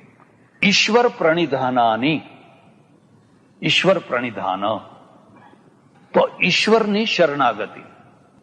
ઈશ્વરની શરણાગતિનો અર્થ શું છે કે આટલું બધું કર્યા પછી પણ તમારા વિચારોનું, તમારી લાગણીઓનું, તમારા મનનું પૂરેપૂરું સમાધાન થવાનું નથી. ચોખ્ખું કહી દે છે. કોઈ ગેરંટી નથી કે આટલું કર્યા પછી બધા પ્રશ્નો ઉકલી જશે. આટલું કર્યા પછી પણ થોડું ઘણું કંઈક ને કંઈક તો બાકી રહેવાનું જ છે. એ જે બાકી રહ્યું છે એ બધું જઈને ઈશ્વરની આગળ નિવેદન કરવું. પોતાનો ઈષ્ટદેવ ભગવાન જે હોય ઈશ્વર, અને પ્રણિધાન, માને રોવું હોય તો એની પાસે રોવું, ફરિયાદ કરવી હોય તો એની પાસે કરવી. જે કંઈ સારું મળ્યું છે તો એ પણ કેવું, પ્રભુ આજ તો ઓહો કેટલો સારો દિવસ ગયો, કેટલા સારા માણસો મળ્યા, આ અઠવાડિયું અમારું કેટલું આનંદમાં ગયું પ્રભુ, તારી કૃપાથી, તારી દયા, એને નિવેદન કર્યું. અને કોઈ મરી ગયું હોય ને દુઃખ થયું હોય તો એ શોક પણ એની આગળ. જે કંઈ તમારું છે એ તમે એની આગળ નિવેદન કરો. ઈશ્વર પ્રણિધાનાની, તો આ છે નિયમ. ખ્યાલ આ 5 છે નિયમ. પેલા યમ ફાઉન્ડેશન છે. નિયમ એટલે આ નિયમથી આ કરવું. નિયમ એટલે શું? માનો કે શૌચ એટલે નાવાનો નિયમ એટલે નિયમ. પછી એમને ભાઈ હવે આજ નાયા અને કાલ નહીં નાયા તોય ચાલશે. હવે અહીંયા મેં ઘણા લોકોને જોયું કે રાત્રે સૂતી વખતે નહીં સુઈ જાય છે. હે બરાબર ને? આખો દિવસ કહે ભાઈ બરાબર, સૂતી વખતે નાહવું હોય તો નાહો, પણ સવારે નાહવું પડે નિયમથી. કે કેમ સવારે કઈ નાહવાની જરૂર? ઉઠ્યા એવા પેલું આમ દાઢી કરવાનું હોય ને, કરી ના કરીને માર મોટરે પહોંચ્યા, જોબ ઉપર જવું છે ને, એ કહે છે નહીં, શૌચ એટલે શૌચ, નાહવું એટલે નાહવું, બ્રશ કરવું એટલે બ્રશ કરવાનું જ. હવે ઘણા લોકોને જો તમે ઢીલું મૂકી દો તો કે 2-4 દાડે એક દાડો બ્રશ કરે તોય ચાલે, ના કરે તોય વાંધો નહીં. આ બળદ ને હાથી ને ઘોડા ને બધા ક્યાં બ્રશ કરે છે? એ કઈ બ્રશ કરતા? તો આપણે પણ બ્રશ ના કરીએ તો શું વાંધો છે? તો કે ના, શૌચનો નિયમ. એટલે આ બધા પણ નિયમ અપવાદ હોય. પછી એનો એક બીજો છેડો. બીજો છેડો એટલે શું? કે નિયમ ખરા, પણ નિયમ નહીં ભૂતની માફક વળગવાનું. અમે એકવાર મથુરા ગયા, બધા વૈષ્ણવો. એમાં બન્યું, પેલા જરા સ્થૂલ જાડા બેન, કઈ એમાં જાડા બેન શું હસવાની જરૂર નહીં કઈ. તમને ખબર છે આ લોકો જાડા કેમ થાય છે? વધુ પડતું હસ હસ કરે એટલે જાડા થાય. ખાવાથી ના થાય, ખાવાથી ના થાય. અને પેલા જે હાવ આમ દુબળા પાતળા હોય ને, બળી ગયેલા હોય અંદરથી, તમે જુઓ તો તમે ગમે એટલું હસાવો ને, ગમે એટલું હસાવો ને, આખી દુનિયાની ચિંતા કરતા હોય એનું શું થશે ને, આનું શું થશે, આનું શું થશે. આ તો તમારા શરીરની પ્રકૃતિ છે. એ મંદિરમાંથી દર્શન કરતા ઉતરતા હતા અને પગ લપસ્યો ને, એ હાડકું ભાગી ગયું. થાપો, હવે મોટી ઉંમર અને હાડકું ભાગી ગયું. એટલે અમારે તો બધો આખો સંઘ ઉપાધિ થઈ કે હવે શું કરવું. એટલે મેં વ્યવસ્થા કરી કે હાડવૈદને બોલાયો. હાડવૈદને બોલાવીને મેં કહ્યું ઓછામાં ઓછું એને એનો પગને જોઈન્ટ કરી પ્લાસ્ટર કરી દો. બેન કે ના, મારે નથી કરાવવું. કેમ? કે મારે રોજ નાહવું પડે ને, મર્યાદિ ધર્મ. આ તો કહે છે કે નાહવાનું બંધ કરો. તો બધું બંધ થાય પણ નાહવાનું બંધ થાય. મેં એને સમજાવ્યું કે ભાઈ નાહવાનું ખરું, પણ આમ આપત ધર્મ કહેવાય. અને આ 10 દિવસ 15 દિવસ મહિનો જે હોય એટલા ટાઈમ તમારે પંચ કરી લેવાનું આમ તેમ. પણ એ તો કે ના, મારે તો ગમે તે થાય પણ મારે નાહવું તો પડે જ. આજે ડોશી તમે જુઓ તો એવી લંગડી ચાલે છે. ત્યારે મળે ને ત્યારે હું એને કહું, આજે પણ આવે આશ્રમમાં, નાજો કીધું, હો નાજો, ખૂબ ખૂબ નાજો. મને કે બાપજી જો ત્યારે તમારું કેવું માન્યું હોત તો અમારે લંગડા લંગડા ચાલવું પડ્યું હોત. કોઈ વાંધો નહીં, આ ધામમાં આવા જ જજો તમે. હવે આને શું કહેવાય? આચાર શબ્દ છે. આચાર, અનાચાર અને અત્યાચાર. તમે મધ્યમ માર્ગમાં પાડો એનું નામ કહેવાય આચાર, અને પાડવાનો આચાર ના પાડો એનું નામ કહેવાય અનાચાર. પણ એ પાડવાનો આચાર છે એનો અતિરેક કરી નાખો તો એનું નામ થાય. અને અત્યાચાર પોતે પોતાની જાત ઉપર કરે, પોતે જ પોતાની જાત ઉપર અત્યાચાર કરે, એનું નામ થાય અત્યાચાર. અમે બહુ પહેલા, વર્ષો પહેલા અમરનાથ ગયા. હું અમરનાથ 3 વાર ગયો કાશ્મીરમાં. તો એક મહાન તમારા સાથે હતા, ત્યાંના સ્થાયી માણસોએ કહ્યું, ત્યારે બિલકુલ બહુ સારું કાશ્મીર હતું. એક માણસે કહ્યું, જુઓ આ કોઈ વનસ્પતિને તમારે અડવું નહીં, આ બધી વનસ્પતિમાં ઘણી પોઈઝન હોય છે. એટલે બરાબર, અમે તો ચાલ્યા. હવે અમારે પેલા મહાનજી કહે, હું તો આયુર્વેદનો જ્ઞાતા એમ. એટલે એ તો જેને તે વનસ્પતિ તોડવા માંડ્યા. તો ઘણી વાર ના કહ્યું, ભાઈ ના તોડશો, ના તોડશો, ના તોડશો. પણ એ તો તોડે, સૂંઘે, દેખો इससे होता है, इससे होता है, इससे होता है. હવે એમ કરતા કરતા અમે શેષનાગ પહોંચ્યા ને, ભાઈને ચક્કર આવવા માંડ્યા. તો આમ ચક્કર બેભાન થવા માંડ્યા. પછી અમે તો ને હુવાડી દીધા. અડધા માણસોને આગળ મોકલ્યા, 2-3 જણા અમે એમની સાથે રહી ગયા. હવે અહીં ડોક્ટર નહીં, દવા નહીં, કરવું શું? એટલામાં ગુજરાતીઓનો સંઘ નીકળ્યો હતો. કોઈ બેનને કોઈએ કહ્યું, તો એની પાસે પેલી અમૃતધારાની શીશી હતી. એ અમૃતધારા ભાઈ આપને અમને એ આપી. તમે અમૃતધારાના ટીપા મોઢામાં મૂક્યા, નાકમાં મૂક્યા, એટલે ધીરે ધીરે એ હોશમાં આવ્યા. પછી ઘોડા ઉપર એમને બેસાડ. મને કે ક્યાં દવાઈ ક્યાં કી? તમે કહ્યું ભાઈ એક બેન પાસેથી અમૃતધારા લીધી હતી ને તમારા મોઢામાં મૂક્યા, તમારા નાકમાં મૂક્યા, તો ઓ તો ઉસકી જૂઠી હોગી એમ કે. હવે એ અમૃતધારા તો એની એઠી હશે એમ કે. એને એટલે એ કઈ મોઢે માટે, પણ એને ટીપા તો લીધેલા, પણ વાપરેલી તો ખરી ને. એ તો હોય જ ને. અરે તુમને હમકો ભ્રષ્ટ કર દિયા, તુમને હમકો ભ્રષ્ટ કર દિયા. કહો શું કહેવું અમને? હવે આને આચાર કહેવાય કે અત્યાચાર કહેવાય? ચાલો એ તો ઠીક છે. ફરી પાછો પેલો તડકો નીકળેલો, એટલે એકની છત્રી એક મારી પાસેથી માગી. વરસાદ ને તડકો વારંવાર, એટલે એમના ઉપર ઓઢાડી. એટલે કે નહીં હમ છાતા નહીં ઓઢેગી, ઉસકા ઓઢાવું આવો ગાય. એ છત્રી એની ઓઢેલી હોય તો એ મારા કામમાં આવે નહીં. સારું ચાલો હવે આ લોકો દુઃખી થાય ને બીજાને. હવે એમ કરતા કરતા અમે પંચતરણી પહોંચ્યા. પેલા ઘોડાવાળાને કહીને અમે પેલું સરકારનું બાંધેલું હતું છતવાળું, એમાં અમારી પથારીને બધું કરેલું. એટલે અમે બધા એમાં દાખલ થવા માંડ્યા. એટલે મને મશ્કરી કરવાનું સૂઝ્યું. એટલે મેં કહ્યું, જુઓ મહારાજ, અંદર ના આવતા, આ છત પણ વાપરેલી છે લોકોની, કારણ કે આના નીચે કેટલા લોકો રહી ગયા છે. એટલે અમે બધા અંદર સુઈ જશું ને તમે એટલે દેવ થઈ જાઓ, બહાર તો હુવાય જ નહીં. આ લોકો કેવા કહેવાય? અત્યાચારી. આચારનો અતિરેક કરે, અને એ અતિરેકમાં પોતે દુઃખી થાય અને બીજાને પણ દુઃખી કરે. એટલે આપણા ત્યાં નીતિશાસ્ત્રને સમજવા જેવું છે. લખવું હોય તો લખી લેજો.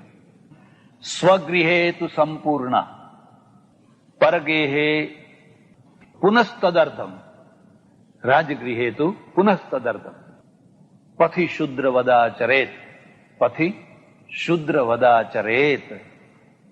નીતિકાર શું કહે છે? તમે જયારે તમારા પોતાના ઘરમાં રહો તો તમારા જે આચારો, નીતિ, નિયમો વગેરે હોય એ પૂરેપૂરા પાલન કરો. સ્વગૃહે તુ સંપૂર્ણ પરગૃહે તદર્થમ. પણ જયારે પારકા ઘરમાં જાઓ એટલે એને અડધા કરી નાખો. હવે પારકા ઘરમાં કઈ કહી શકો, મારે આ નહીં જોઈએ, મારે આ નહીં ચાલે, મારે આ નહીં ચાલે, તો તમે પેલાને દુઃખી કરશો. હું આ નહીં ખાઉં, આ નહીં ખાઉં. પરગૃહે તુ તદર્થ. પણ રાજાના ઘરમાં જાઓ તો વળી પાછા એનું અડધું કરી નાખો. રાજગૃહે તુ પુનસ્તદર્થ પથી શુદ્ર વદાચરેત. અને જો તમે યાત્રા કરવા નીકળ્યા હોય રસ્તામાં તો શુદ્રના માફક ઓછામાં ઓછા આચાર પાડો. તો કોઈ વાર ના નવતોય ચાલે, આપણે કહીએ છીએ, પણ કોઈ વાર દાંતણ ન કરવાનો મોકો આવે તો એ પણ ચાલે એકાદ દિવસ. પણ દુરાગ્રહ કરવાનો, શૌચ, સંતોષ, તપસ, સ્વાધ્યાય, ઈશ્વર પ્રણિધાનાની નિયમા. આ 5 નિયમો છે. હવે થોડો પ્રસંગ છે એટલે હું તમને કહી દઈશ. તો આ જે યમ અને નિયમ એ બંને વ્યક્તિગત આચરવાની, જીવનમાં ઉતારવાની વસ્તુ છે. પછી ક્રિયા શું કરવાની? ક્રિયા શું કરવાની? તો પહેલી ક્રિયા આસન. આસન બહુ સુંદર વ્યાખ્યા કરી છે. સુખપૂર્વક બેસી શકાય લાંબો ટાઈમ સુધી, એનું નામ આસન છે.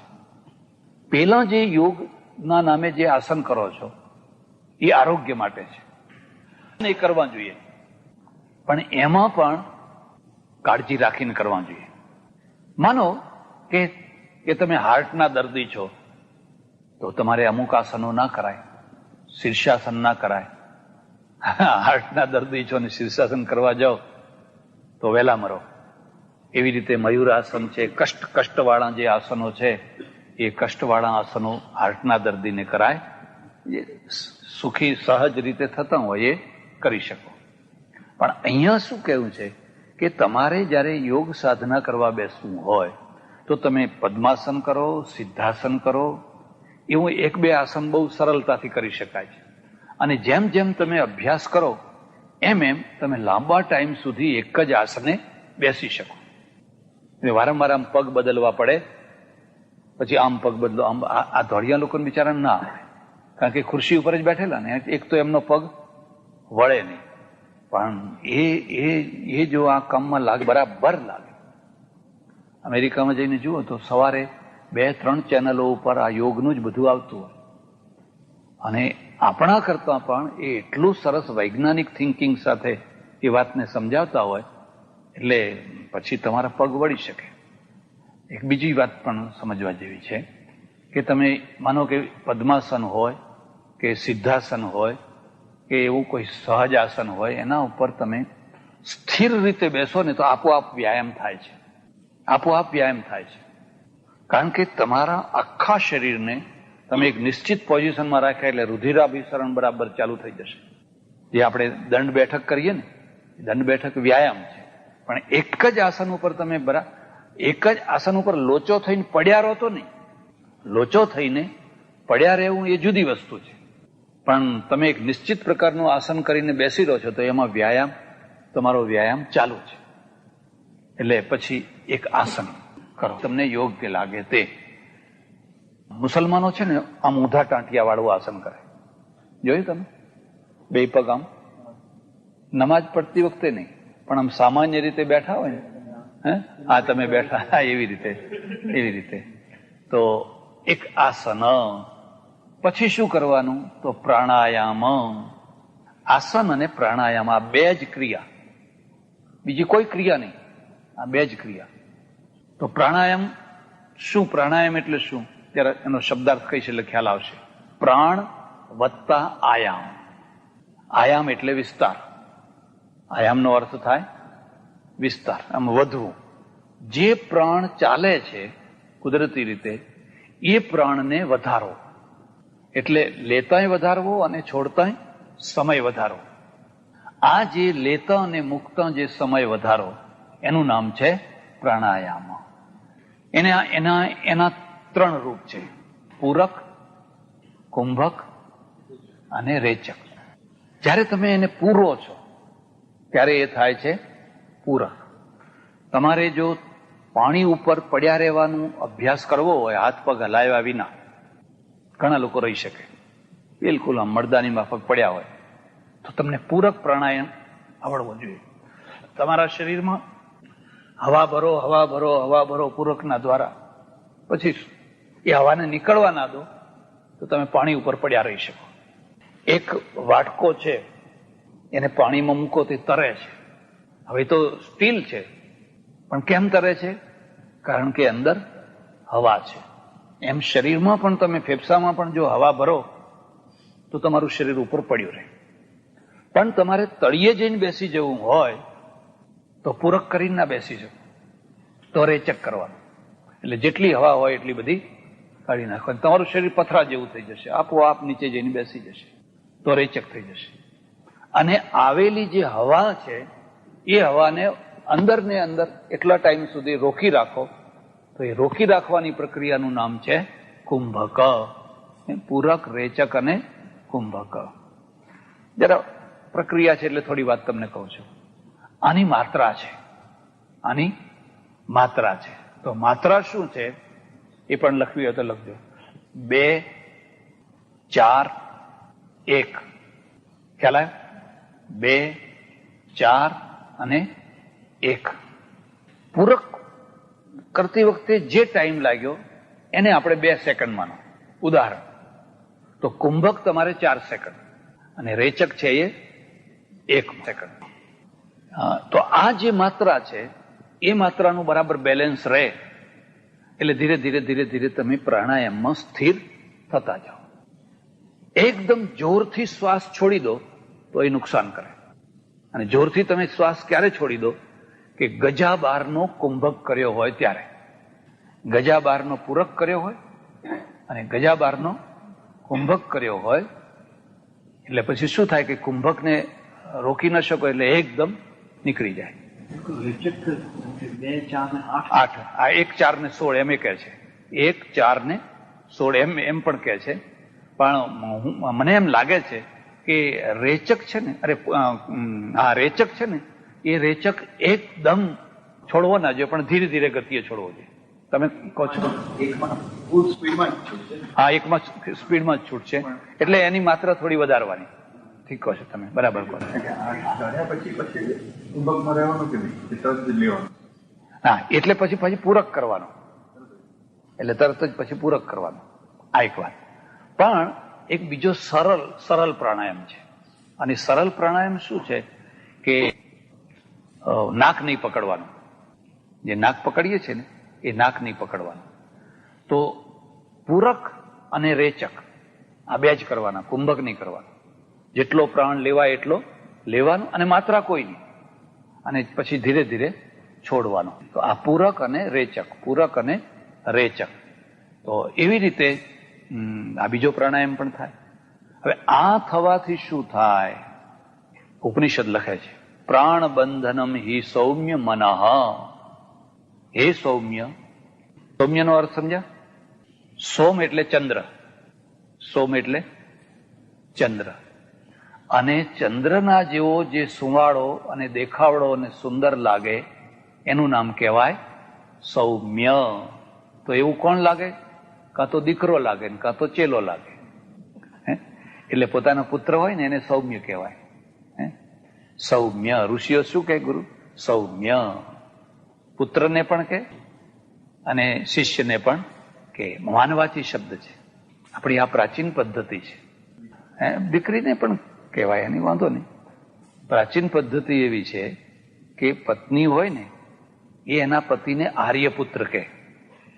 શું કહે? આર્યપુત્ર.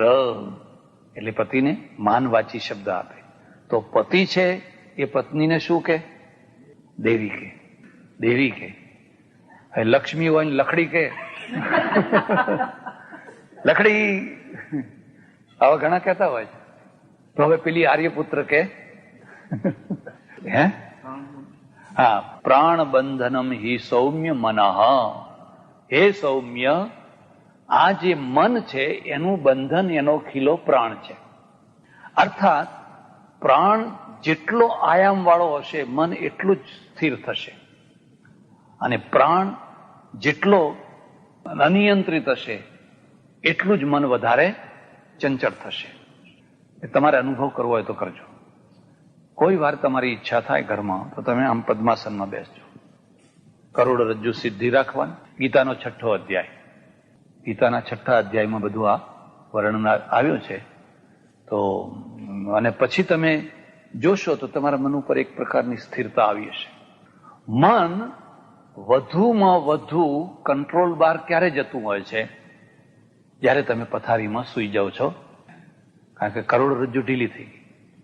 એ પથારીમાં સૂતા પછી જે કરોડરજ્જુ કડક રહેવી જોઈએ એ ના રહી. હવે તમે તમારા મન ઉપર કાબુ રાખી શકશો. પછી બધા વિચારો વિચારો વિચારો, જાત જાતના વિચારો એને આવ્યા કરે. પહેલા એક તો તમે આમ બેસો, અને બીજું પછી પ્રાણ છે એનો આયામ વધારો.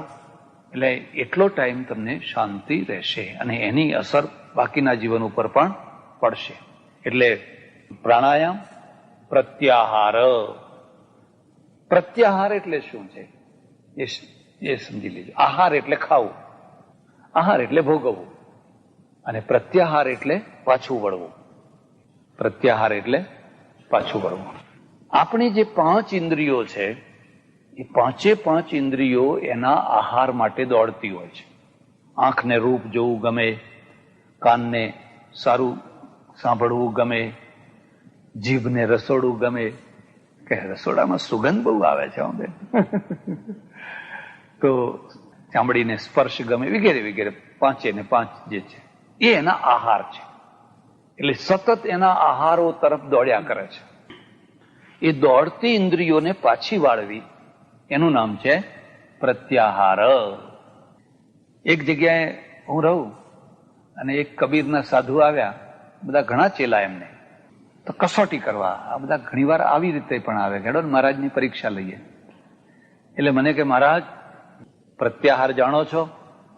તો મને જે આ થોડી ઘણી સમજ હતી મેં કહ્યું કે પ્રત્યાહાર એટલે તો કે તમને કોઈ ગુરુ મળ્યા?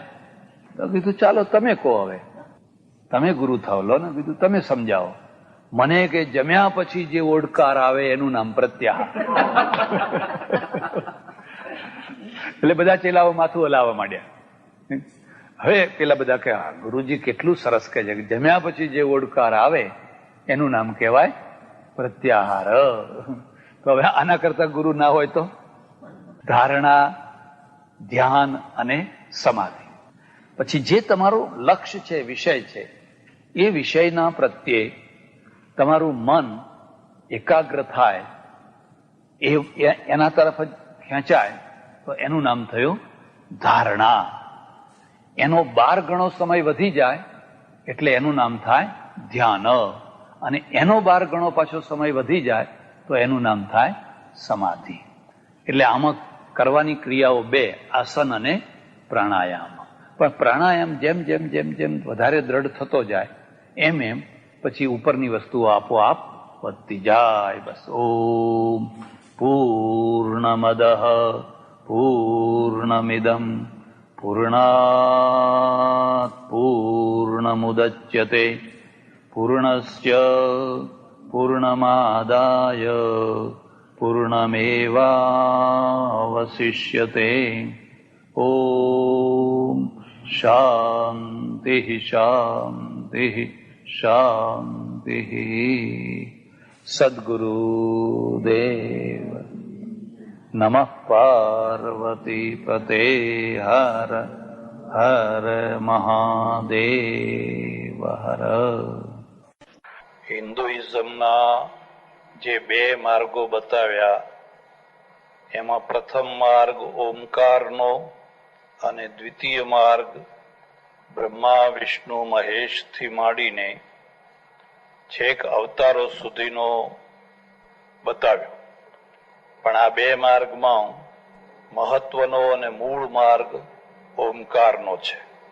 દુર્ભાગ્યવશ આપણે આપણા મૂળ માર્ગને એટલે ઓમકારના માર્ગને ભૂલી ગયા, અથવા એમ કહો કે ભૂલાડી દેવામાં આવ્યો, અને એટલે આપણે બીજા માર્ગના ગૂંચવાડામાં ચડી ગયા. બીજો માર્ગ ખોટો નથી, પણ એટલું યાદ રહે કે એ મૂળ માર્ગ વિના ગૂંચવાડા વાળો છે. ભલે તમે કોઈ સગુણ સાકારની ઉપાસના કરો, પણ તમારા મનમાં એક વસ્તુ તો દ્રઢ રહેવી જોઈએ કે પરમ તત્વ એ ઓમકાર છે અને એક જ છે, 2, 3 કે 4 નથી, એવું હોવું જોઈએ. પણ જો એવું ના રહે અને તમે માત્ર કોઈ દેવદેવી કે અવતારને પકડીને એવું જ માની લો કે આ જ ખરું છે અને બીજા બધા ખોટા છે, તો તમે ગૂંચવાઈ જવાના અને અંદર અંદર વિભાજિત થશો, અંદર અંદર લડતા થશો, અંદર અંદર એકબીજાના પ્રત્યે અસહિષ્ણુ થશો. એટલે આ જે બે માર્ગો બતાવ્યા એમાંનો જે પ્રથમ ઓમકાર માર્ગ છે એ મનમાં રાખીને દ્વિતીય માર્ગનું આચરણ કરો તો એમાં કશો વાંધો નહીં. પણ જે સ્વાર્થી લોકો થયા, સ્થાપિત હિતવાળા થયા, જેમણે ધર્મના માધ્યમથી કર્મકાંડોના દ્વારા આવક મેળવવાની થઈ, એમણે સામાન્ય લોકો સુધી ઓમકારને પહોંચવા જ ના દીધો. પહેલું કામ તો એમણે એ કર્યું કે તમને ઓમકારનો અધિકાર નથી, તમારાથી ઓમકાર બોલાય જ નહીં. આવી રીતે પ્રજાના બહુ મોટા ભાગને, ખાસ કરીને બહેનોને, શુદ્રોને, ફલાણાને એ બધાને અધિકાર નથી, અધિકાર નથી, અધિકાર નથી એવું કહી અને અધિકારવાદના દ્વારા ઓમકારને લોકો સુધી પહોંચતો અટકાવ્યો. ખરેખર એવું નથી. ઈશ્વર ઉપર, ઓમકાર ઉપર સૌને એક સરખો અધિકાર છે. ઈશ્વરના ત્યાં કોઈ ભેદભાવ હોય જ નહીં. એમ જે લોકોએ આ ભેદભાવ કર્યા અને અધિકારવાદ ઉભો કર્યો, એમણે લોકો સુધી ઓમકારને પહોંચવા ના દીધો. પ્રથમ માર્ગ લોકોને જાણવા જ ના દીધો. અને દ્વિતીય માર્ગ છે, પ્રથમ માર્ગને જાણ્યા વિના દ્વિતીય માર્ગમાં લોકો અટવાતા થઈ ગયા. એમણે જે મંત્રો કર્યા એ બધા ઓમકાર વિનાના કર્યા. જો તમે જોશો તો આપણા પહેલા જે જૂના મંત્રો છે એ બધાની શરૂઆતમાં ઓમ બોલવામાં આવે છે. ઓમ નમો ભગવતે વાસુદેવાય, ઓમ નમઃ શિવાય. ગાયત્રી મંત્ર પણ ઓમથી શરૂ થાય. વેદના બધા મંત્રો ઓમકારથી શરૂ થાય. અને ઓમકાર બોલવાનો બધાને અધિકાર છે, એટલે બધા મંત્રોની આગળ ઓમ આવવો જ જોઈએ. પણ આ જે ભેદવાદી હતા, વર્ણવાદી હતા, એમણે કહ્યું કે ના ના ના, તમારાથી ઓમકાર બોલાય જ નહીં. એટલે એમણે જે લોકોને મંત્રો, નવા મંત્રો આપ્યા એમાં ઓમ નહીં, કાં તો શ્રી મૂક્યું, કાં તો જય મૂક્યો, પણ ઓમકાર ના મૂક્યો. અને એ રીતે ઓમકાર વિનાના મંત્રો લોકોમાં પ્રચલિત કરવામાં આવ્યા. આ બધાના દ્વારા પણ લોકો ઓમકારથી દૂર ફેંકાતા ગયા.